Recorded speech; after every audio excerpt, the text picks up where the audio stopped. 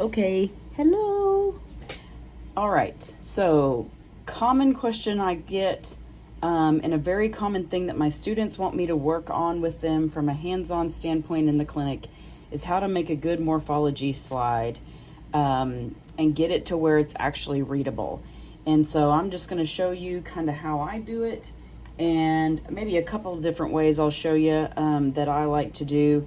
And then, but the trick always is lots and lots of practice and figuring out what way is best for you. So most veterinarians that I see choose to do kind of the blood smear method where they put the drop of stain, drop of semen, back this in there and pull that out like that.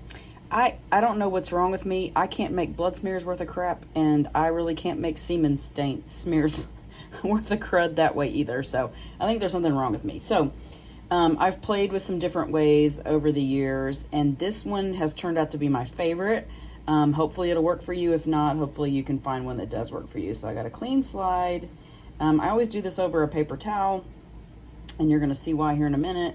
The paper towel doesn't exist when I'm outside and it's windy. That's always an issue. So drop of semen, and then I try to get kind of the smallest drop of stain that I can get. I normally use it out of the bottle. I'm using a pipette today just because I brought it here where I could work with it for this. So I like to use a wooden stick, and I'm going to blend these together and then streak it out. I haven't seen a lot of people do them with the stick.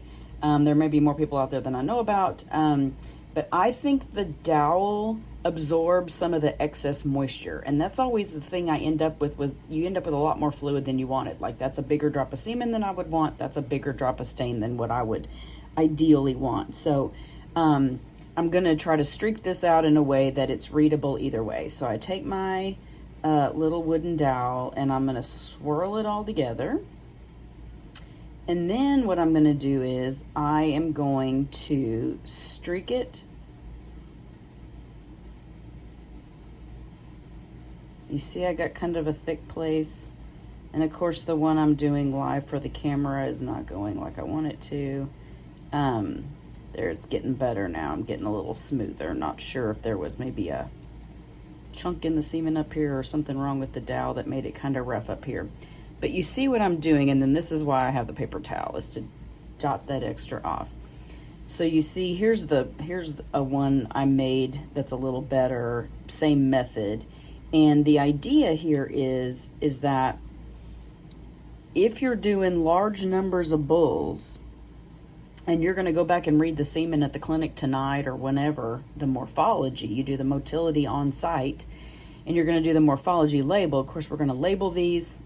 But if I'm not going to look at this slide right now and make sure that it's a good slide, I want to have lots of choices of places to look at it. So I want some thick places and some thin places, with the goal that somewhere in here I've got the right concentration so that I know I'm going to have a readable spot. So if I come down here and it's too thin, but I know, boy, right there it's going to be way too thick, somewhere here in the middle I'm going to be able to count my 100 sperm and do it that way. So that's my preferred method. 2 drop of each, semen and stain, small as you can get them.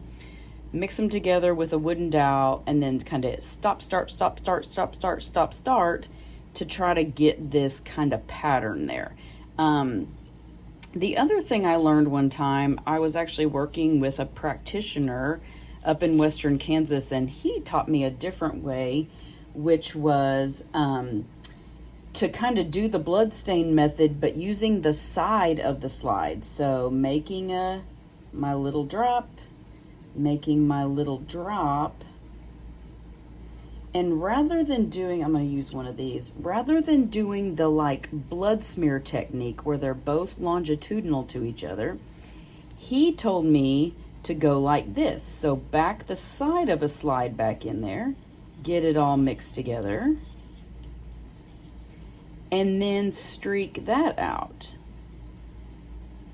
And I have actually found, although that's like, it's not bad. It's not actually bad. I bet there's good readable spots in there. That it does actually streak smoother using the long edge of the slide than it does the end of the slide. There's probably something about physics that has to do with that. I have no idea why, but I have found that to be true when I try something different or I try to teach something different. I do find that streaking the side of the slide seems to work better for me and for him than streaking it end to end. So just another idea. Again, the idea is I'm still going to get my gradient. I'm still going to have multiple locations in there where I have an opportunity to read and find a good place to count and have a successful read.